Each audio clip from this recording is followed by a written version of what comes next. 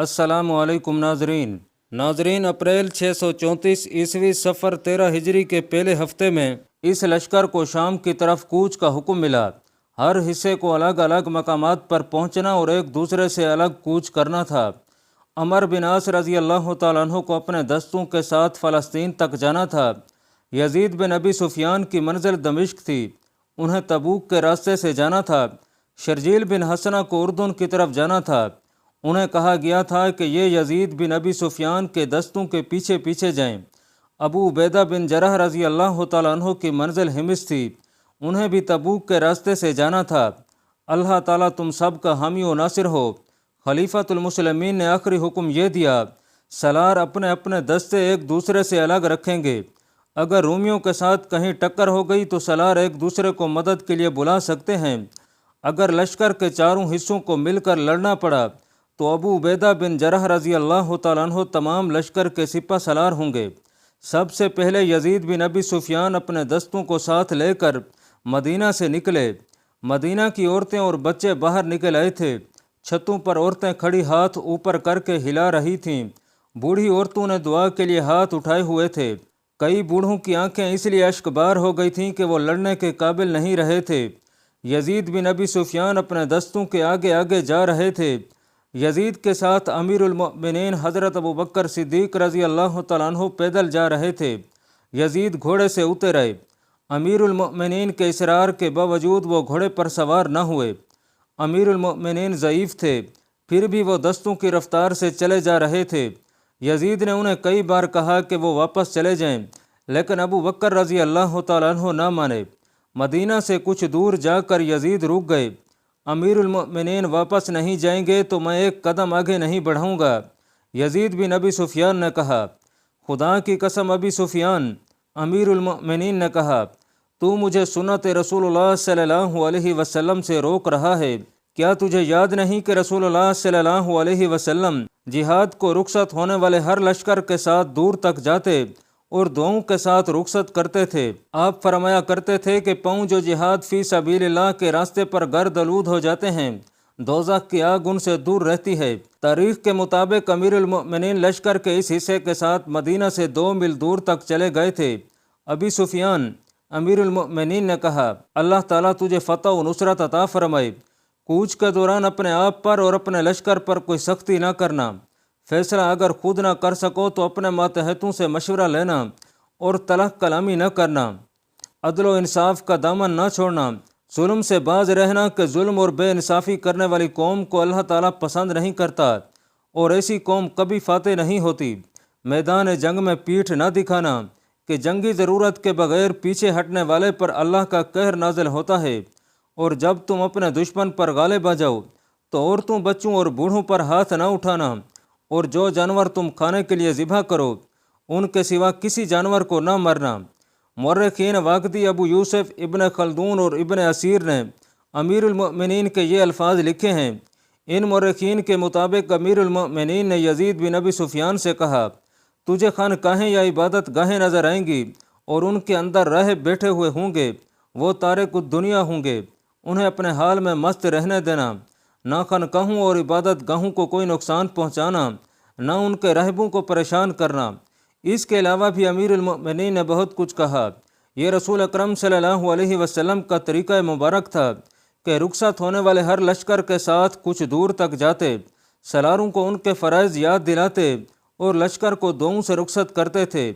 خلیفہ ابو بکر صدیق رضی اللہ تعالیٰ عنہ نے رسول اکرم صلی اللہ علیہ وسلم کی پیروی کرتے ہوئے چاروں سالاروں کو آپ ہی کی طرح رخصت کیا۔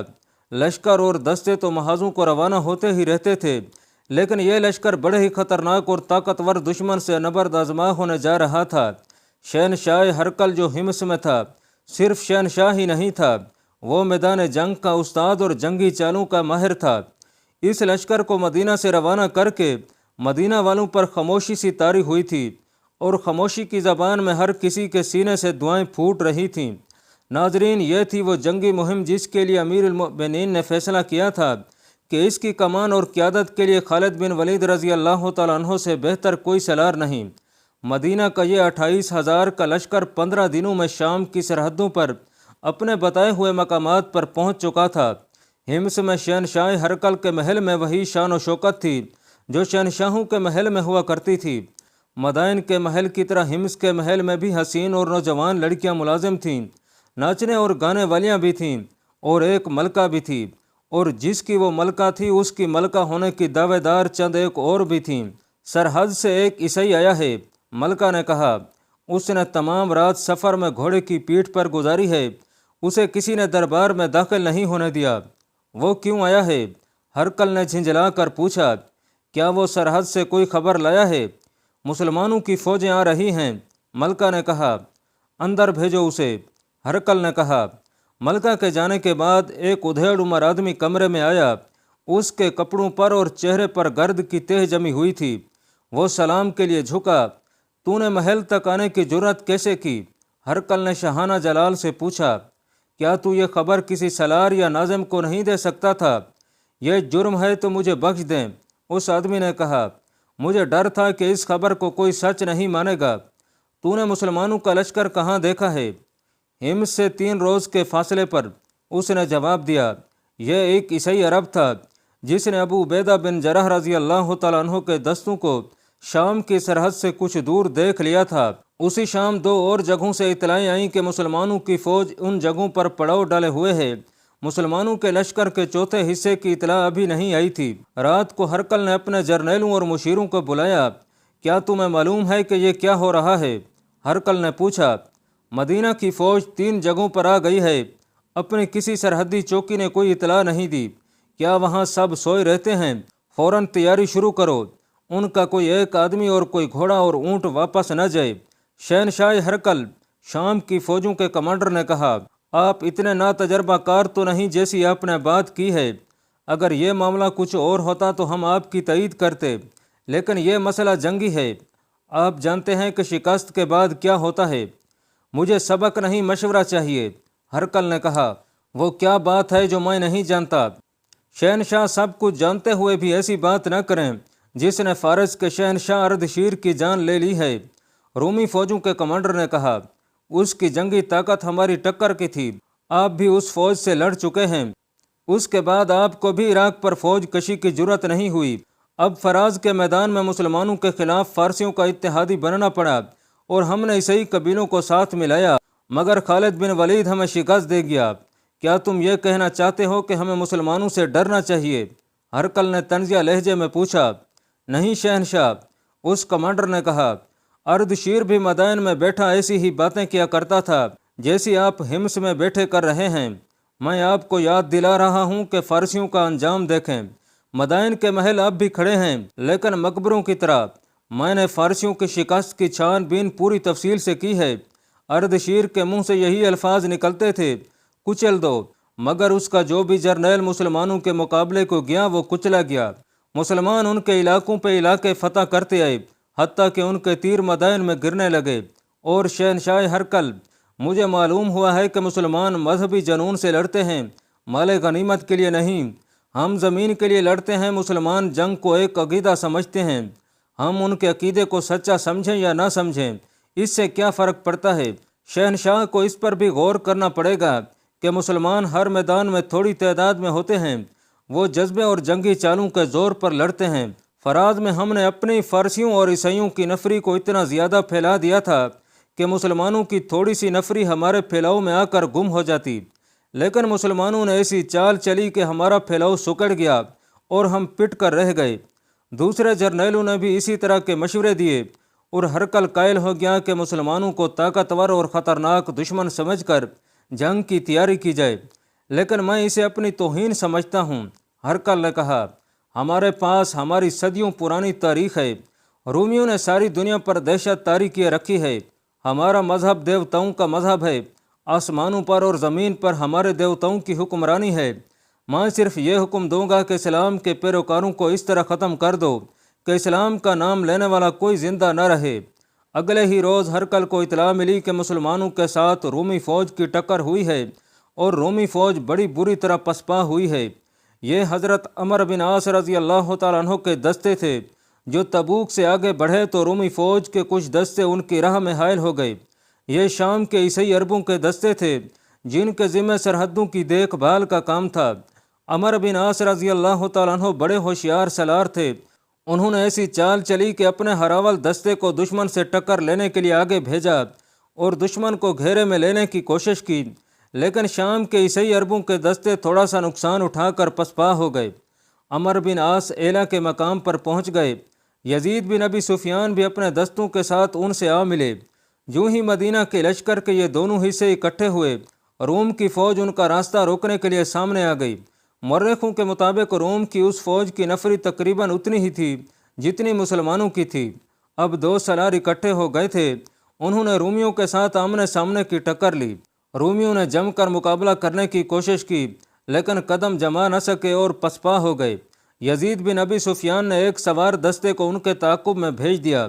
رومیوں پر ایسی دہشت طاری ہو گئی کہ وہ سوائے کٹ کٹ کر مرنے کے اور کچھ بھی نہیں کر سکے۔ شہنشاہ ہرقل کو جب اپنے دستوں کی اس پسپائی کی اطلاع ملی تو وہ آگ بگولا ہو گیا۔ اس نے اپنے جرنیلوں کو ایک بار پھر بلایا اور حکم دیا کہ زیادہ سے زیادہ فوج اکٹھی کر کے شام کی سرحد کے باہر کسی جگہ مسلمانوں کے ساتھ جنگ لڑی جائے اور انہیں وہیں ختم کیا جائے۔ مسلمان سالاروں نے ان جنگوں سے جہاں وہ پڑاؤ ڈالے ہوئے تھے، چند آدمیوں کو اپنے زیر اثر لے لیا اور انہیں بے انداز انعام و اکرام کا لالچ دیا، جس کے عوض وہ مسلمانوں کے لیے جاسوسی کرنے پر آمادہ ہو گئے۔ چند دنوں میں ہی وہ مطلوبہ خبریں لے آئے۔ ان کی رپورٹوں کے مطابق رومی جو فوج اکٹھی کر رہے تھے اس کی تعداد 1,00,000 سے کچھ زیادہ تھی۔ اس فوج کا ایک حصہ اجنادین کی طرف کوچ کر رہا تھا۔ جاسوسوں نے یہ اطلاع بھی دی کہ رومی فوج فیصلہ کن جنگ کے لیے تیار ہو کر آ رہے ہیں۔ جاسوسوں نے تیاریوں کی پوری تفصیل بیان کی۔ حضرت ابو عبیدہ بن جراح رضی اللہ تعالیٰ عنہ کو امیر المؤمنین نے حکم دیا تھا کہ لشکر کے چاروں حصوں کو اکیلے لڑنا پڑے تو وہ یعنی ابو عبیدہ پورے لشکر کے سالار ہوں گے۔ صورت ایسی پیدا ہو گئی تھی کہ لشکر کے چاروں حصوں کو اکٹھا ہونا پڑا۔ حضرت ابو عبیدہ بن جراح رضی اللہ تعالیٰ عنہ نے پورے لشکر کی کمان لے لی، لیکن لشکر کو مکمل طور پر ایک جگہ اکٹھا نہ ہونے دیا۔ اس کے ساتھ ہی انہوں نے امیر المؤمنین کو تیز رفتار قاصد کے ہاتھ پیغام بھیجا جس میں مکمل صورتحال تھی، اور یہ بھی کہ رومیوں کی تعداد 1,00,000 سے زیادہ ہوگی۔ یہ تھے وہ حالات جن کے پیش نظر امیر المؤمنین نے حضرت خالد بن ولید رضی اللہ تعالیٰ عنہ کو حکم بھیجا تھا کہ وہ شام کی سرحد پر اس جگہ پہنچیں جہاں مدینہ کا لشکر خیمہ زن ہے۔ اس حکم میں یہ بھی لکھا تھا کہ اپنا لشکر کچھ مشکلات میں الجھ گیا ہے۔ اس پیغام نے حضرت خالد رضی اللہ تعالیٰ عنہ کو پریشان کر دیا تھا۔ آپ نے فوری طور پر کوچ کا حکم دے دیا۔ انہوں نے جب فاصلے کا اندازہ کیا تو فاصلہ اتنا زیادہ تھا کہ آپ کو وہاں پہنچتے بہت دن لگ جاتے۔ انہیں ڈر تھا کہ اتنے دن ضائع ہو گئے تو معلوم نہیں کیا ہو جائے گا۔ انہیں یہ بھی معلوم تھا کہ رومیوں کی فوج فارسیوں کی نسبت زیادہ طاقتور اور برتر ہے۔ حضرت خالد بن ولید رضی اللہ تعالیٰ عنہ ان راستوں سے واقف تھے۔ سیدھا اور آسان راستہ بہت طویل تھا۔ آپ نے اپنے سالاروں کو بلایا اور انہیں بتایا کہ بہت جلد پہنچنے کے لیے انہیں کوئی ایسا راستہ معلوم نہیں۔ سالاروں میں سے کسی کو چھوٹا راستہ معلوم نہیں تھا۔ میں ایک آدمی کو جانتا ہوں، ایک اور سالار بولا، رافع بن عمیرہ، وہ ہمارے قبیلے کا زبردست جنگجو ہے، وہ اس صحرا کا بھیدی ہے۔ حضرت خالد بن ولید رضی اللہ تعالیٰ عنہ کے حکم سے رافع بن عمیرہ کو بلایا گیا اور اسے منزل بتا کر پوچھا گیا کہ چھوٹے سے چھوٹا راستہ کوئی ہے؟ زمین ہے تو راستے بھی ہیں۔ رافع نے کہا، یہ مسافر کی ہمت پر منحصر ہے کہ وہ ہر راستے پر چل سکتا ہے یا نہیں۔ تم منزل تک کسی بھی راستے سے پہنچ سکتے ہو، لیکن بعض راستے ایسے ہوتے ہیں جن پر سانپ بھی نہیں رینگ سکتا۔ میں ایک راستہ بتا سکتا ہوں، لیکن یہ نہیں بتا سکتا کہ اس سے لشکر کے کتنے آدمی منزل تک زندہ پہنچیں گے، اور میں یہ بھی بتا سکتا ہوں کہ گھوڑا اس صحرائی راستے سے نہیں گزر سکتا۔ گھوڑا اتنی پیاس برداشت نہیں کر سکتا، اور گھوڑوں کے لیے پانی ساتھ لے جایا نہیں جا سکتا۔ حضرت خالد بن ولید رضی اللہ تعالیٰ عنہ نے اپنا بنایا ہوا نقشہ اس کے آگے رکھا اور پوچھا کہ وہ کون سا راستہ بتا رہا ہے۔ یہ کراکر ہے۔ رافع بن عمیرہ نے نقشے پر انگلی رکھتے ہوئے کہا، یہاں ایک نخلستان ہے جو اتنا سرسبز اور شاداب ہے کہ مسافروں پر اپنا جادو طاری کر دیتا ہے۔ یہاں سے ایک راستہ نکلتا ہے جو سوا کو جاتا ہے۔ سوا میں پانی اتنا زیادہ ہے کہ سارا لشکر اور لشکر کے تمام جانور پانی پی سکتے ہیں، لیکن یہ پانی اسے ملے گا جو سوا تک زندہ پہنچے گا۔ اوپر سورج کی تپش دیکھیں، دن کو کتنا چل سکو گے، کتنی دور تک چل سکو گے، یہ میں نہیں جانتا۔ اتنے اونٹ لاؤ کہ لشکر کا ہر فرد اونٹ پر سوار ہو۔ ابن ولید، تم صحرا کے بیٹے ہو، مگر اس صحرا سے نہیں گزر سکو گے۔ ناظرین، رافع بن عمیرہ نے جو راستہ بتایا یہ مورخوں کی تحریروں کے مطابق 120 میل تھا۔ یہ 120 میل فاصلہ طے کرنے سے منزل تک کئی دن جلدی پہنچا جا سکتا تھا۔ حضرت خالد بن ولید رضی اللہ تعالیٰ عنہ وہ سالار تھے جو مشکلات کی تفصیل سن کر نہیں بلکہ مشکلات میں پڑھ کر اندازہ کیا کرتے تھے کہ ان کی شدت کتنی کچھ ہے۔ ان کے دماغ میں صرف یہ سمجھ ہوئی تھی کہ مدینہ کا لشکر مشکل میں ہے اور اس کی مدد کو پہنچنا ہے۔ سیدھے راستے سے فاصلہ 600 سے 700 میل تک بنتا تھا۔ رافع کے بتائے ہوئے راستے سے جانے سے فاصلہ آدھا رہ جاتا تھا، مگر رافع بتاتا تھا کہ اس خطرناک راستے سے جاؤ تو 5-6 دن ایسی دشواریوں سے گزرنا پڑتا ہے جو انسان کیا برداشت کرے گا، گھوڑا بھی برداشت نہیں کر سکتا۔ خدا کی قسم ابن ولید، ایک سالار نے کہا، تو اتنے بڑے لشکر کو اس راستے پر نہیں لے جائے گا جو تباہی کا اور بری موت کا راستہ ہوگا، ہم اسی راستے سے جائیں گے۔ حضرت خالد بن ولید رضی اللہ تعالیٰ عنہ نے ایسی مسکراہٹ سے کہا جس میں عجیب سی سنجیدگی تھی، ہم پر فرض ہے کہ تیری اطاعت کریں۔ رافع بن عمیرہ نے کہا، لیکن ایک بار پھر سوچ لے، میں وہ حکم دیتا ہوں جو حکم اللہ تعالیٰ مجھے دیتا ہے۔ خالد رضی اللہ تعالیٰ عنہ نے کہا، ہارتے وہ ہیں جن کے ارادے کمزور ہوتے ہیں، اللہ تعالیٰ کی خوشنودی ہمیں حاصل ہے، اور پھر اللہ کی راہ میں جو مصیبتیں آئیں گی ہم کیوں نہ انہیں بھی برداشت کریں۔ یہ واقعہ اور یہ گفتگو طبری نے ذرا تفصیل سے بیان کی ہے۔